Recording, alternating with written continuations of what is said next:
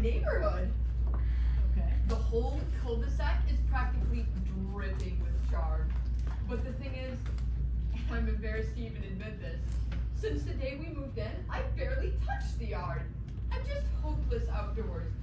When you look up brown thumb in the dictionary, there's a big picture of my face.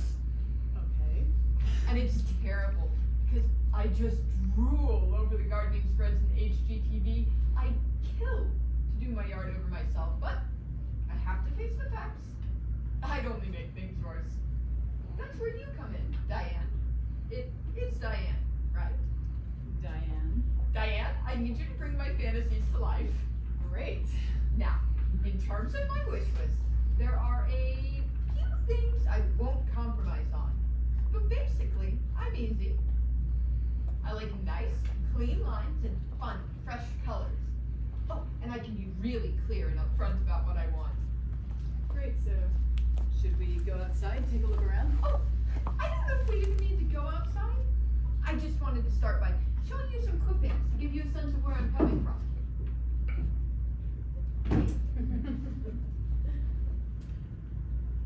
Now, don't panic. I'm not going to make you go through the whole thing. I'm not panicked. I might have a little issue with clipping. My husband would say it's pathological, but we all have our quirks, right? Some people place bets with real money on imaginary sports teams, and other people clip pictures out of magazines. Really, which does more harm at the end of the day, am I right? Anyway, this is just so you get an idea of what I'm looking for. 10 quick fixes for tricky front porches? Oh, you know HGTV, they just love a cute list. 6 hot mulches you need to spread right now? Oh, I just cooked that one for the pictures. I didn't even read the article. What magazine did you say this was again? Oh, you know, HGTV. I was under the impression that was a television show. Well, channel? It's a television channel with many different shows on it. But this is their affiliated magazine. I have to say, I'm surprised. You don't read HGTV? No, I don't. Even though you're in the business? I'm not in this business. Well, I'm sure it must seem lightweight to you, really. I only read it for the pictures. And because I have a personal connection. My neighbor, Renee, she's one of the editors, so I always sort of have the inside scoop. Anyway, what I really like is when they get a nice concept going, a theme that unifies the entire space. So like here, see how the shutters pick up the purple of the hydrangeas and then carry it on down to these little flowers here? I don't know what they're called.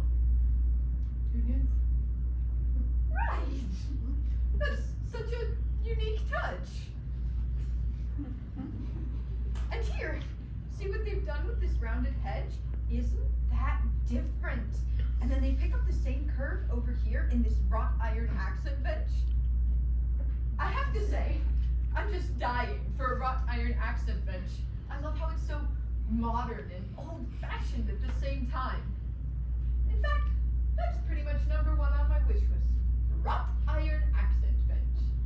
No, I don't do furniture. No? Okay, that's okay. I guess I was really just thinking that an accent bench is exactly the kind of focal piece that would really boost our curb appeal. Curb appeal? Oh, yes. Not that we're looking to sell. My husband and I, we love this house. We love this neighborhood. But if we ever did want to sell, we wouldn't want to have done anything that would negatively impact the property value. For instance, I don't know if you saw on your way in the first house on the right, my neighbor Beth. Now, to be fair, she has had just the hardest year. Between you and me, her husband left her and she's really been struggling. So that's why her lawn, I say lawn, it's really more of a hayfield at this point.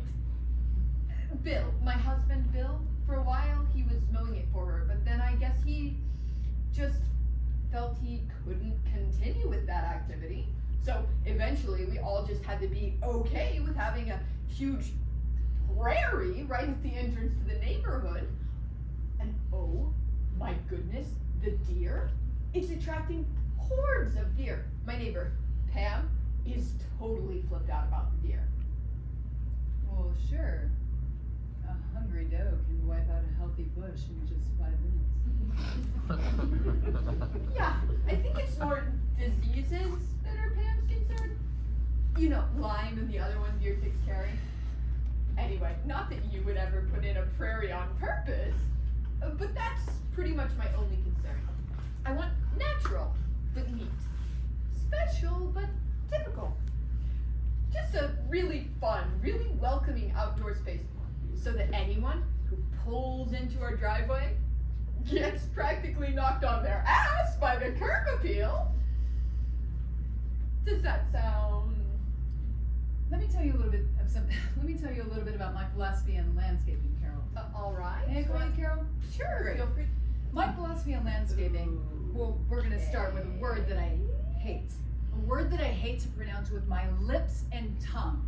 A word, Carol, that you've said a number of times in our conversation. And that word is curb. Oh. What is a curb?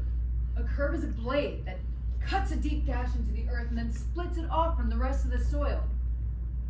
Once, long ago, the earth was a single landmass, and threaded through it was a vast structure of microfungus, delicate, glistening structures, invisible to the naked eye, that spread for hundreds of thousands of miles across the entire North American landmass. The single largest body, living body, on the earth for all time.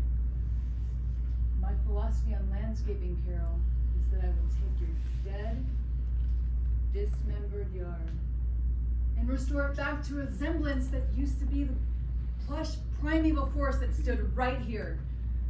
Okay. Do you have a picture of what that might look like? Let me paint you a word picture, Carol. Imagine stepping out of your French doors into the fragrant abundance. Green carpet below, sun-dappled canopy above, thornberries, blueberries, thimbleberries, huckleberries, all waiting to fall into your cupped hand at the slightest touch. Cherries at eye level, the sweeping leaves of a pawpaw just brushing against your cheek as you walk by. What is a pawpaw? A pawpaw is a native fruit tree. You know, big sweeping leaves, giant havoc, big globular hanging fruits. Globular? Yeah, it's kind of a cross between a pie and a parsnip. I'd put in a whole grove of pawpaws, probably right where you have that blighted sapling over there. Okay. And then, on that slope down there, there's going to be an understory teeming with beneficial insects, worms, beetles, scurrying through the undercover, the ground cover, the ivy, the bladderwort, the milk vetch. Milk vetch? I'm ready to make this fantasy a reality, Carol. We can get started right now. Wait, just wait. I'm sorry, but wouldn't the ground covers, the bladderwort and milk vetch compete with the lawn? There will be no lawn. What do you mean? I'm going to rip out your lawn. What? First then. Oh no, I could never. I love that lawn. That lawn is the only nice thing about my yard. That lawn is slowly suffocating the earth. It's coming out. Okay, I'm just trying to, in principle, I'm not opposed to an all-natural concept. I love cherries. I don't see why I couldn't come to love pawpaw as well. But it's one thing if your husband leaves you and you can't get your act together enough to mow the lawn. And it's another thing to tear out a perfectly nice lawn for no reason at all. What would the other girls think of me? What girls? The other girls. Are you talking about a Girl Scout troop or? No, my neighbors who live with me here on this cul-de-sac. You mean women? Yes. We're so close, we call ourselves the girls. Okay, let me just get this straight on your preferred terms. You're women, but you call yourself girls? That's right. Anyway, the point is, I just wouldn't feel right not checking with them before I put a new concept into the yard. It's not a new concept, Carol. It's the oldest concept in the world. Well, it's new to this area. I wouldn't want to disrupt the neighborhood by bringing in something so outside the box. I think you underestimate yourself, Carol. There's an energy coming out of this house, out of your... And I can sense in a woman's hair and skin when she's ready. And I think you, Carol, are very, very ready. I'm just afraid. Don't. I'm just afraid it would be devastating to our curb appeal. Don't, Carol, don't. I never want to hear the words curb appeal come out of your pretty mouth again.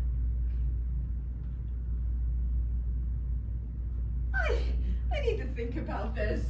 What do you mean? Why don't we check back at the end of the week, after I've had time, of course, to run this all by Bill, and then we can see about, Are you going somewhere? Yes, I'm going to work. It's 8:45. And what is it you do again? Oh, I'm in compliance. With what?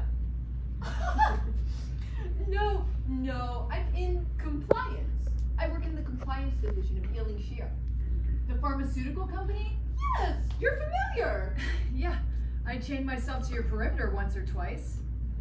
Oh, you were part of the, oh, okay. Yeah. Shame about all those babies born without hearts. Now, they were not born without hearts. They were born with heart defects, correctable heart defects, and we, Okay. those victims were extravagantly compensated. Wow. Listen, Diane, in the spirit of being really clear and upfront, I have to say, I don't think this is going to work out. Well, we don't have to rush to any decisions. Why don't we just check back at the end of the week like you I'm said? very sorry, but thank you for your time. It's been educational, learning about your yard forests. Well, I haven't even begun to tell you about all the money you're going to save on your heating and cooling bills. You're not used to hearing the word no, are you, Diane? You know what, Carol? I'm not. Well, welcome to New Jersey. I'm sorry, but I'm late